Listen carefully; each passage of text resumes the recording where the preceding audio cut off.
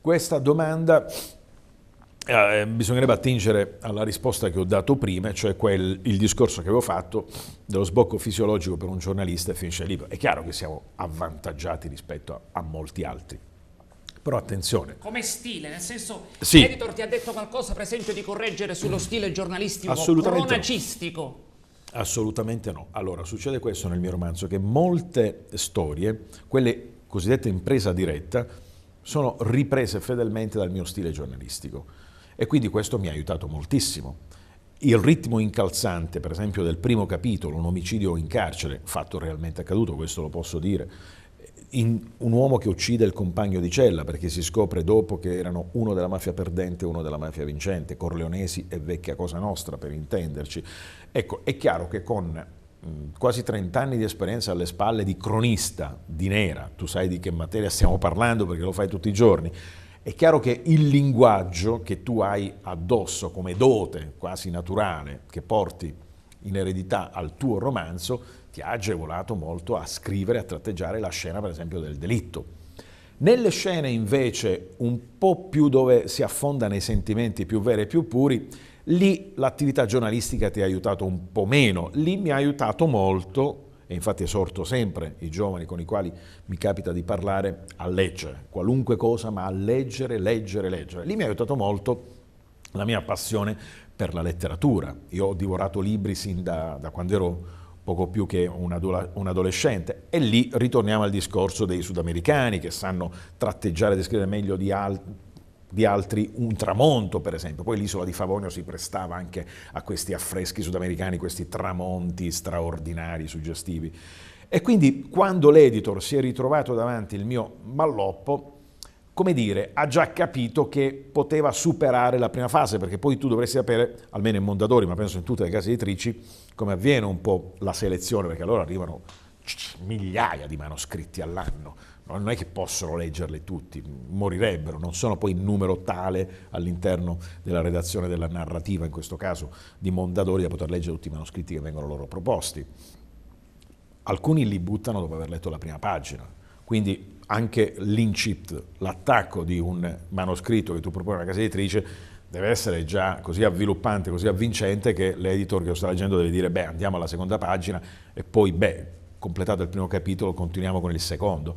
Quindi io un po', come dire, opportunamente, a parte il prologo del mio romanzo, che è lo scenario che descrivo in mezza pagina, il romanzo decolla subito con un urlo di notte in carcere. Guardia! È un uomo che uccide il compagno di cella, quindi c'è già subito come se tu venissi tirato per i capelli dentro a un film, anche per questo molti vedono un film. Quindi è chiaro che questa è una posizione di vantaggio nella scrittura, ma poi non è detto che tu sei giornalista e automaticamente piacerà quello che hai scritto, perché poi mi piace dire, quando il gran capo della narrativa italiana di Mondadori, Antonio Franchini, un uomo che decide i destini letterari di mezza Italia, l'uomo che ha inventato Roberto Saviano, è stato lui ad aver promosso e pubblicato Gomorra, l'uomo che ha inventato Paolo Giordano, il giovane studente universitario che ha vinto il premio Strega 2 anni fa con La solitudine dei numeri primi.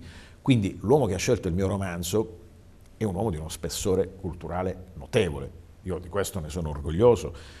Quando lui, in un pranzo, mi portò l'anteprima della copertina, venne apposta a Roma e pranzammo insieme, e io a un certo punto, ci eravamo solo sentiti al telefono fino allora, gli chiesi, ma Antonio, perché hai deciso di pubblicare il mio romanzo? Perché sai, in realtà sembra una domanda banale. Lui mi diede la risposta più semplice e più vera e profonda che potessi io aspettare. Mi guardò e mi disse, perché è una gran bella storia. Quindi non ha detto come è scritta, come non è scritta. E poi mi ha aggiunto, vedi, io non sempre pubblico le storie che mi piacciono, perché talvolta sono costretto a scrivere anche storie che a me non mi piacciono, perché magari so che mi fanno vendere, io so a che cosa e a che tenore si riferisse, stiamo parlando di un genere alla Moccia, 3 metri sopra il cielo, 4 metri sottoterra, insomma, questo genere di qua. Dice, però nel tuo caso dice, è una storia, una gran bella storia. Che poi c'è un'altra cosa che pochi sanno. Sapete come pubblica Mondadori il romanzo di un esordiente? Quando io ho mandato il manoscritto, perché ho fatto poi tutto come il comune mortale, Io ho chiamato al telefono il centralino di Mondadori.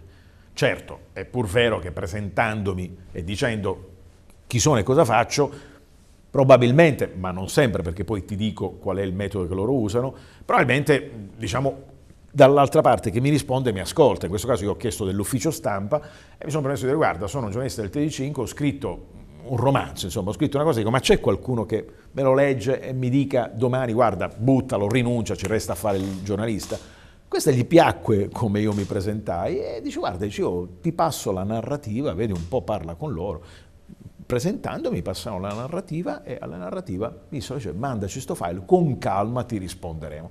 Mi risposero in realtà con molta calma, ma poi, conoscendo i tempi, non erano poi neanche tanti, tipo 8 mesi dopo, e mi dissero che avrebbero pubblicato il mio romanzo. Scoprì solo a posteriori come vengono selezionati i romanzi degli esordienti. Sai come fanno? Chi lo riceve, in questo caso mettiamo Antonio Franchini, toglie via tutti i riferimenti all'autore, nomi, qualunque cosa impersonale. Lo affida il manoscritto nudo e crudo a uno dei suoi collaboratori, gli editor in questo caso, i quali hanno il compito di cominciare a leggerlo.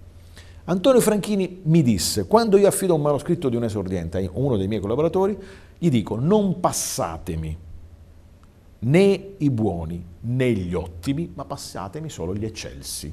Quindi questa fu una cosa per me che mi inorgoglì, capirai Angelo, no? Noi veniamo, certo, ci siamo fatti con una gavetta, voglio dire, nessuno ci ha mai aiutati, quindi anche in questo mio percorso di scrittore ho fatto tutto da solo, su queste gambe, con questa testa e con queste mani.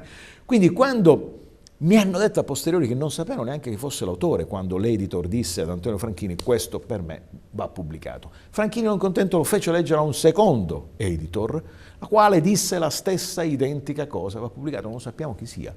Solo dopo seppero che si chiamava un illustre sconosciuto, Carmelo Sardo. Quindi questo per me, capisci che valore enorme e doppio che ha? Per questo stesso metodo di valutazione, un mio autorevole, un nostro autorevole collega si è visto rifiutata la pubblicazione di un romanzo a Mondadori. Quando poi seppero chi era, dice: però il sistema nostro è questo, non sapevamo che fosse lui, quindi non l'hanno pubblicato Mondadori. Poi lo pubblicò questo romanzo un'altra casa editrice.